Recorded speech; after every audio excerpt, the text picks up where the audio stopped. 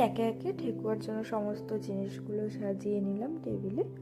দেখে নিন এখানে রয়েছে। এরপর দিয়ে নেব 2 কাপ আটা, তারপর 2 কাপ ময়দা, আর দিয়ে নেব 2 কাপ সুজি। এখানে 2 কাপের জায়গায় আপনারা চাইলে 2.5 কাপ সুজিও দিতে পারেন।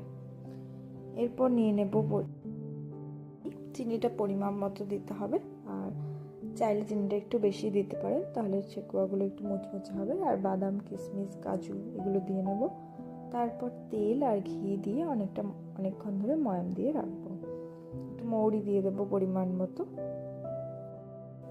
ওকে মিশিয়ে নিতে হবে।